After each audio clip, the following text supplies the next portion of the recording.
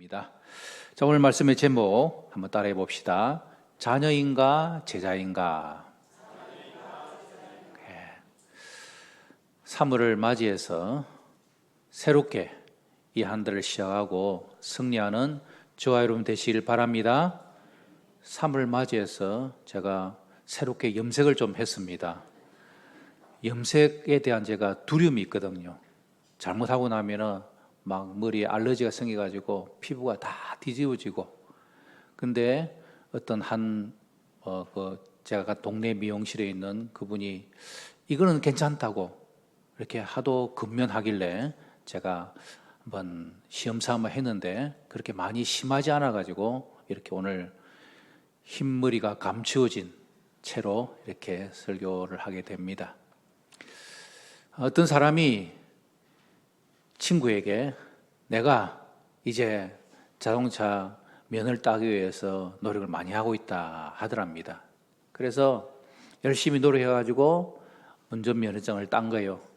친구에 막 자랑하면서 야 봐라 내가 이렇게 운전면허증을 따서 그렇게 막 자랑을 했는데 한 달이 지나고 두 달이 지나고 1년이 다 돼가도 차가 있음에도 불구하고 운전을 안 하는 거예요.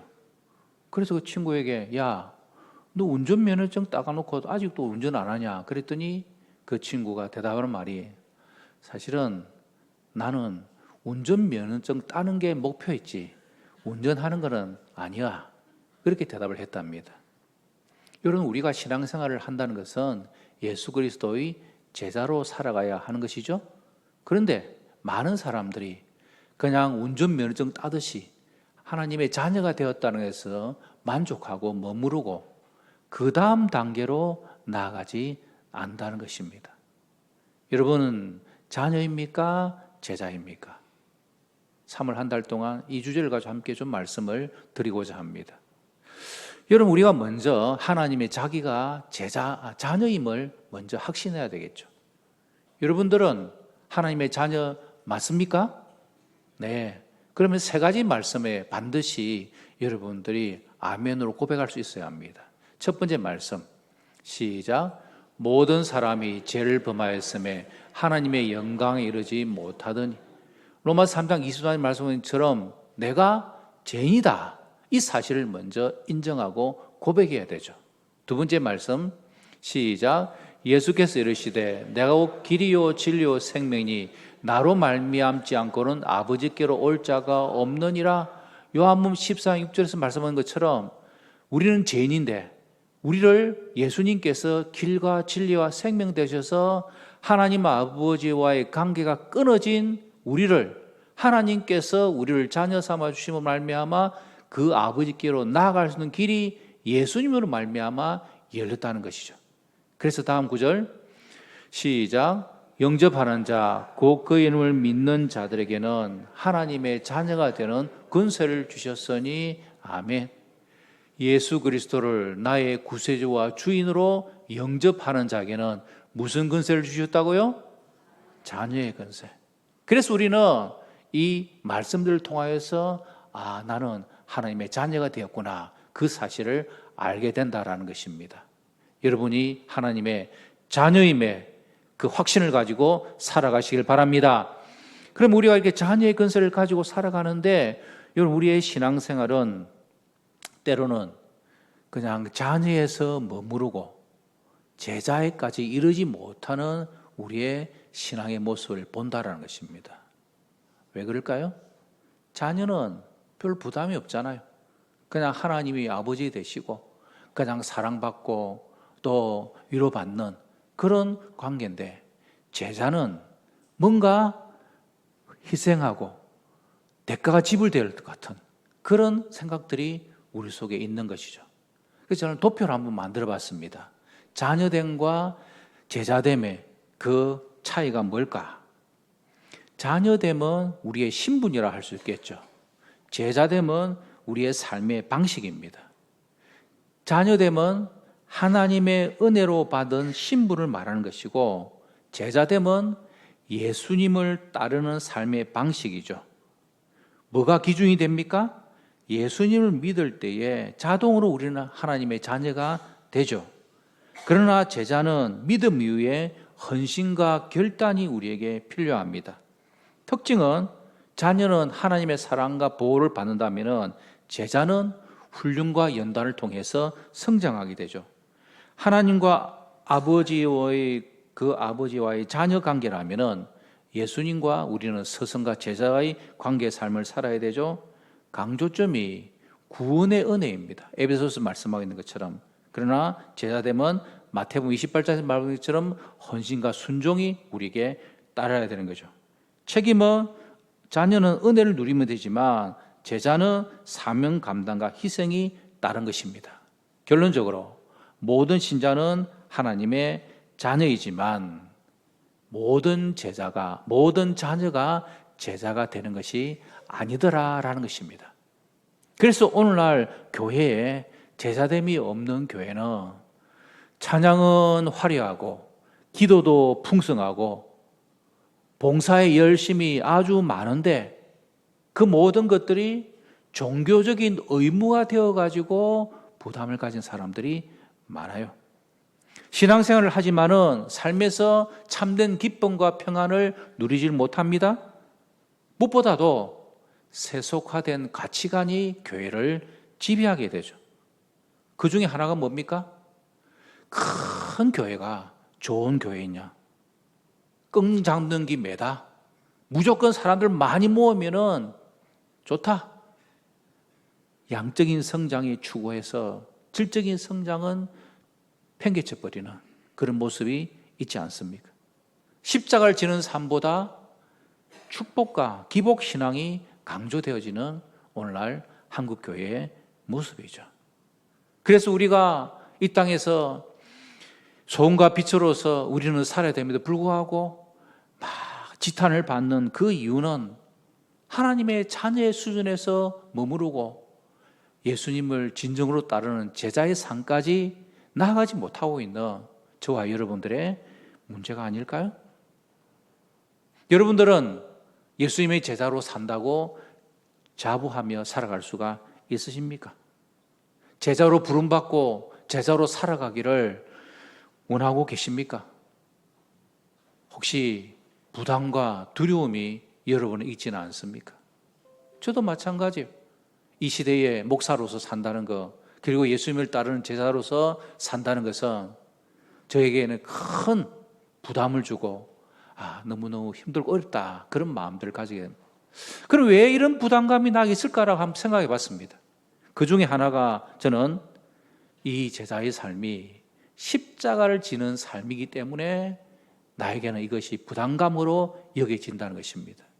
말씀 볼까요? 마태복음 16장 24절 말씀 시작. 이 예수께서 제자들에게 이르시되 누구든지 나를 따르거든 자기를 부인하고 아멘. 예수님께서 제자들을 향하여서 너희들 정말 제자가 되기를 원한다면 나를 따라오려 한다면 자기를 부인하고 십자가를 지고 나를 따르라. 이것이 바로 예수님께서 제자들에게 하신 말씀이지 않습니까? 여러분 십자가의 길은 어떤 길입니까? 예수님께서 말씀하시는 그 뜻은 내가 생각하는 뜻과 차이가 있습니다. 하나님의 뜻, 그것은 때로는 내 뜻과는 맞지 않는 그런 일들이 우리 삶 가운데 생기지 않습니까? 십자가를 진다는 것은 손해를 감수하는 것이잖아요. 그래서 그것이 우리에게는 참 부담스럽습니다. 그것이 우리를 제자로 사는 삶을 주저하게 만드는 이유라는 거죠. 또 하나 이유는 뭘까요? 아까 말씀드린 것처럼 세상의 가치관과 충돌하기 때문입니다. 마태복음 말씀 읽어봅시다. 시작. 너희 중에는 그렇지 않아야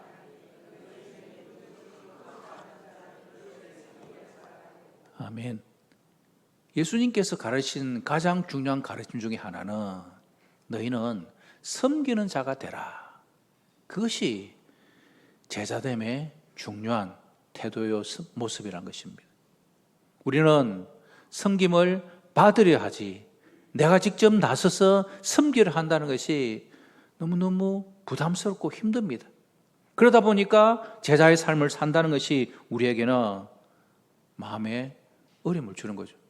세상은 성공과 물질과 번영과 편안한 삶을 요구하지만 예수님께서 원하시는 제자의 삶은 그것과는 반대에 대한 삶, 그것이 우리에게 요구되기 때문에 우리는 부담을 가지는 것입니다. 그뿐입니까? 제자의 삶을 자꾸 살다 보면은 나의 연약함을 자꾸 발견하게 됩니다. 내가 이래도 될까? 내가 이것밖에 안 될까?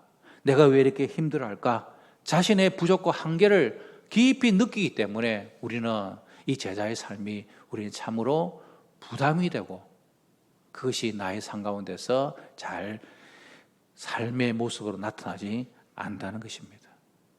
어떻게 해야 될까요? 오늘 저는 세 가지를 저와 함께 말씀하며 이 말씀대로 살아가기를 도전하고자 합니다. 첫 번째, 제자의 삶은요, 시작, 완벽함이 아니라 방향이다. 많은 사람들이 제자가 된다는 것이 예수님 보시기에, 하나님 보시기에 완벽해야 된다라고 생각을 합니다. 그런데 놀랍게도 성경을 이렇게 읽으면 읽을수록 예수님을 따랐던 제자들이 완벽한 사람들이 아니었다는 거죠. 예수님을 따랐던 베드로 얼마나 여러 가지 실수도 많이 하고 결정적으로 예수님을 3번이나 부인하고 저주했던 자가 베드로 아닙니까? 도마는 예수님을 의심했습니다. 야고보, 요한은 자리 다툼을 한 그런 제자들이었습니다. 하지만 예수님은 그들을 끝까지 사랑하고 그들을 끝까지 책임지고 자라게 하시다는 것입니다. 여러분 기억하십시오. 우리가 예수님의 제자가 된다는 것은 내가 막 완벽한 사람으로서 그렇게 되는 것이 아닙니다. 우리는 부족하지만 연약하지만 예수님을 바라보고 예수님을 향하여 방향을 바로잡고 나아갈 때에 제자의 삶이 시작된다는 것입니다. 여러분 방향이 얼마나 중요합니까? 2004년 올림픽에서 실제로 일어났던 사건입니다. 50m 소총, 근총 마지막 결승전이었습니다. 유력한 금메달 리스트인 이 선수가 이제 마지막 한 발을 남겨놓고 있는데 이미 다른 선수하고 비교할 수만큼 큰 차이가 나는 점수를 가졌습니다. 이제 그냥 표적으로 그 관역을 향해서 맞춰 점수만 어디에 맞든지 5점을 맞든지 상관없이 금메달을 딸 수 있는 상황이었습니다. 이 선수가 마지막 호흡을 하고 총을 탕 하고 쐈는데 표적판에 점수가 보이지 않는 것입니다. 이유가 알고 보니까 이 선수가 너무 긴장해가지고 2번 관역판에 서서 2번 판을 쏴야 되는데 3번 판 관역판을 쏴버린 겁니다. 결국 그 선수는 결승전에서 8등을 하고 금메달을 따지 못했습니다. 여러분은 이 땅의 삶을 살면서 어떤 방향을 향하여 나아가고 계십니까? 예수님을 향하여 방향을 잡고 계십니까? 지금 우리가 하는 이 방향이 별로 차이가 없는 것처럼 보이지만 내가 지금 예수님을 향하여 제자의 삶을 살기 위하여 주님 바라보고 주님 주목하는 그 작은 차이가 나중에 지나고 나서는 엄청난 큰 차이를 가져오는 것입니다. 배를 몰고 항해하는 사람이 처음 출발해서부터 1도의 차이를 두고 그 배가 다른 쪽으로 나가기 시작하면 하루가 지나고 나면 그 배는 엉뚱한 곳에 도달해 있는 것입니다.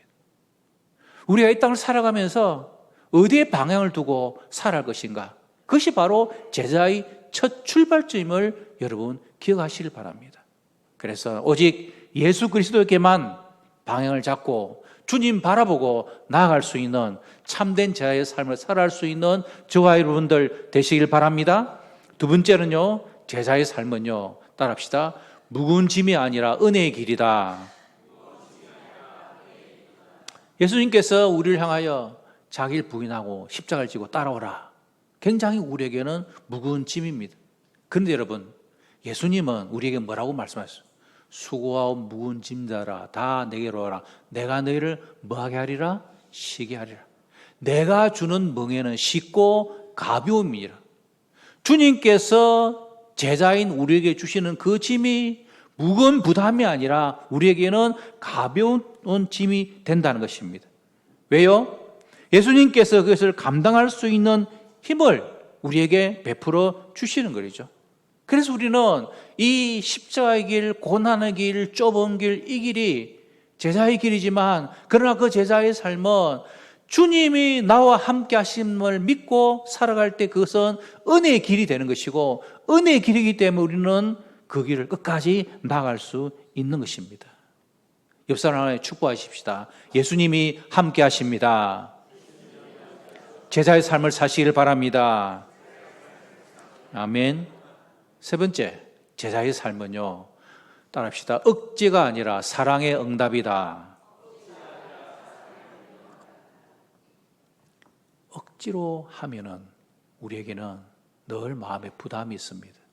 그러나 이 제자로서 살아가는 삶이 하나님의 사랑, 예수님의 사랑에 대한 우리의 응답이라는 사실을 내가 깨닫고 있으면 우리는 그 길을 기꺼이 기쁨으로 감당할 수 있는 것이죠. 우리가 부모로서 자녀를 키워나갈 때에 이 자녀를 향하여서 희생하는 것, 부모들은 별로 아까워하지 않습니다. 왜 그럴까요? 사랑하니까. 자녀가 부모를 위하여서 효도를 행할 때에 그 부모의 행하는 효도가 막 억지로 하는 효도가 되면은 그것은 힘들지만 진심으로 부모님의 그 사랑이 나에게 느껴지고, 내가 우리 자녀들을 키우면서 우리 부모가 나를 이렇게 키운 것 이상으로 나를 위하여 고생하셨다는 것을 깨달으면은 우리 마음속에서도 사랑의 응답으로 그것을 기쁨으로 감당할 수 있는 것이죠. 여러분, 우리가 이 땅을 살아가면서 예수님의 제자로서 삶을 산다는 것은 먼저 하나님 아버지께서 우리를 사랑해 주셨고 예수님께서 우리를 먼저 사랑해 주셨기 때문에 우리는 자녀가 되었고, 자녀가 되었기 때문에 우리도 제자의 삶을 살아가는 것입니다. 그래서 그 하나님의 사랑, 예수님의 사랑을 깊이 깨달아 사랑의 응답으로 반응하고 성경할 수 있는 제자의 삶을 살아갈 수 있는 저와 여러분 되시길 바랍니다. 그럼 결론적으로 이러한 제자의 삶을 살기 위해서 어떤 것이 요구될까요? 따라합시다. 주대심, 영어로는 로드십이라고 합니다. 바로 예수님이 우리의 삶의 주인 되심을 깨닫고 그 삶을 사는 것입니다. 이것은 단순히 내가 예수님을 믿습니다, 그게 아닙니다. 예수님을 나의 삶의 모든 영역에서 예수님을 나의 주인으로, 왕으로 인정하고 그 삶을 사는 것이죠. 그래서 빌립보서 2장 9절에서 11절 고백이 우리의 고백이 되는 것입니다. 시작. 이러므로 하나님이 그를 지극히 높여 모든 이름 위에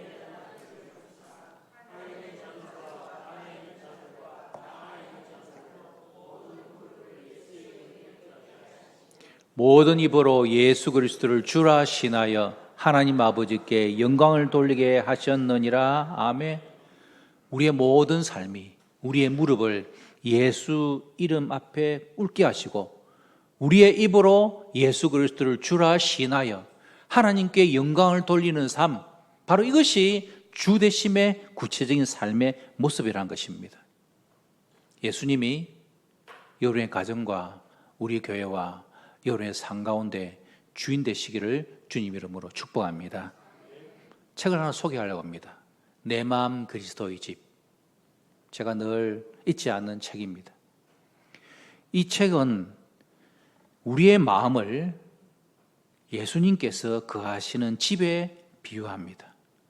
여러분, 우리가 자녀 된다는 것은 예수님이 우리 마음속에 들어오자 하실 때에 예수님, 제가 예수님을 모십니다, 그게 바로 영접이죠. 영접하는 자, 곧 그 이름을 믿는 자들은 하나님의 자녀가 되는 권세를 주셨습니다. 그래서 우리는 하나님의 자녀의 권세를 살아갑니다. 그런데 우리가 예수님이 우리의 마음속에, 우리의 집에 들어와 있는데요, 문제는 예수님을 손님처럼 여기고 온전히 내 마음의 집 그리스도가 함께 하지 못하고 살아간다는 것이죠. 예를 들어서 이 책에서는 우리의 집의 여러 부분을 소개하면서 과연 그곳에 주님이 함께하고 있는가라고 우리에게 도전합니다. 먼저 거실이 있습니다. 여러분, 거실은 저거 우리 집 거실은 절대 아닙니다. 이 거실, 좋은 사진을 제가 모아봤는데요. 거실은 뭘 말할까요? 교제의 장소죠. 여러분, 예수님은 여러분과 매일매일 교제하기를 원하십니다. 매일매일 주님이 여러분을 거실에서 기다리고 계십니다. 매일매일 주님과 말씀과 함께 읽고 함께 하기를 원하시는 것이죠. 여러분들은 거실에 예수님이 앉아 계신다라고 여겨지면 성경책 펴고 말씀 읽고 그 말씀이 무슨 뜻인지 예수님께 물어보고 예수님께 여러분의 필요를 기도로 간구할 수 있는 그런 마음들이 생기지 않겠습니까? 여러분의 거실에 예수님을 주인으로 모시길 바랍니다. 두 번째 그림은 주방입니다. 주방은 우리가 여기 밥을 만들어 먹고 하는 곳이죠. 그러나 또 한편 그 주방은 욕망과 만족의 자리입니다. 여러분, 우리가 원하는 대로 막 음식을 만들어 먹습니다. 그러나 우리 이 땅을 살아가면서 그냥 내가 먹고 싶은 음식, 그것은 물질일 수도 있고 명예일 수도 있고 성공일 수도 있고 그런 세속적인 것들을 우리가 막 먹고 싶습니다. 그러나 주님께서 원하시는 것은 하나님의 뜻으로 살아가는 양식, 하늘 양식이 너에게, 너의 가정에 만들어지고 있는가? 너희 자녀들 먹이고 있는가? 주님께서 우리에게 도전하십니다. 세 번째는요, 서재죠. 생각과 가치관을 다루는 곳입니다. 여러분의 집의 서재에는 어떤 책들이 가득 꽂혀 있습니까? 여러분의 관심사는 어디에 있습니까? 우리의 마음을 새롭게 함으로 하나님께서 기뻐하시는 생각, 하나님께서 원하시는 것들에 관심을 가지고 우리는 살아가야 되는 것이죠. 네 번째는 오락실입니다. 놀이방입니다. 때로는 그곳에서 우리는 즐거움의 영역의 삶을 살아갑니다. 여가 생활을 여러분들은 예수님과 동행하는 삶을 살고 계십니까? 이 땅의 삶을 살아가면서 그런 육체적인 즐거움도 주님께서 보실 때 기쁨으로 여겨줄 수 있는 그런 오락과 즐거움을 누리고 계시나요? 침실입니다. 가장 사적인 삶과 관계죠. 나의 가장 은밀한 부분, 그것마저도 하나님께서 다스리도록 우리의 가정 침실을 주님께 주인으로 내어드려야 되죠. 여섯 번째는 창고입니다. 내가 숨기고 싶은 죄와 과거, 내가 썩은 것들을, 죄와 상처, 두려움을 주님은 정리하기를 원하시는 거죠. 창고와 벽장 속에 꽁꽁 감춰진 것들을 우리는 다 내어놓고 새롭게 변화하도록 주님은 우리에게 요청하고 계십니다.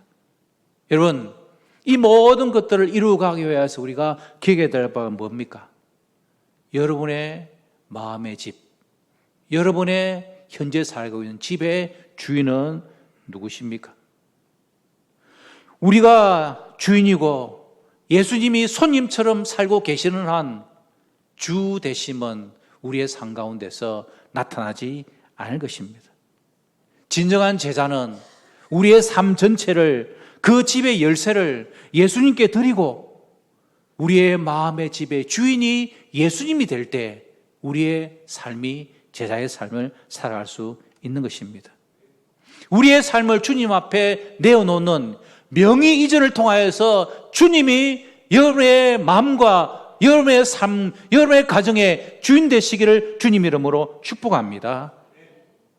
부부관계, 부모와 자녀 간의 관계, 형제관계, 그리고 생업, 모든 것, 교회, 우리의 모든 삶의 주인이 예수 그리스도이심을 잊지 마시길 바랍니다.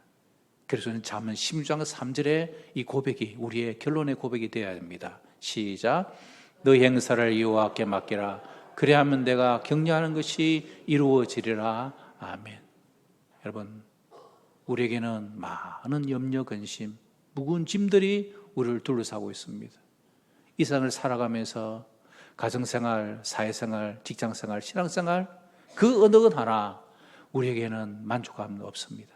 그러나 중요한 것은 그 모든 것을 여호와께 온전히 맡기는 내 마음의 집 그리스도께서 주인이 되어 주셔서 이제는 내가 주인이 아니라 나는 주님과 동행하는 친구로서 심부름꾼으로서 청지기로서 내가 내 삶을 살아가오니 주님 역사해 주시옵소서.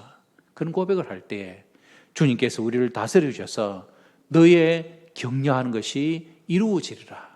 주님께서 이루어 주시는 은혜가 여러분들에게 있으시기를 주님 이름으로 축복합니다. 우리 함께 찬양하기를 원합니다. 내가 주인 삼은 모든 것 내려놓고, 제가 이 배경을 조금 설명하고 함께 찬양하십시다. 배경을 알고 찬양하면 더 의미가 있습니다. 거기에 보면은 전성년이라는 이름이 나와 있죠. 이 전성년이라는 사람이 이 찬양을 작사 작곡한 형제입니다. 그런데 이 찬양은 그가 의과대 본과 3학년 때 작곡을 했어요. 어떻게 했냐? 속하는 선교단체에 이 형제가 찬양 인도자였답니다. 하루는 찬양 인도를 하기 위해서 앞에 섰는데 함께 예배 드리고 있는 이 학생들 전부가 모두가 다 시험을 앞두고 있어서 그랬는지 모든 표정들이 찬양에 집중하지 못하고 전부 다 생각들이 흩어져 있는 것 같고, 그래서 집에 가가지고 과연 이렇게 우리의 찬양이 하나님 앞에 들어져야 될까?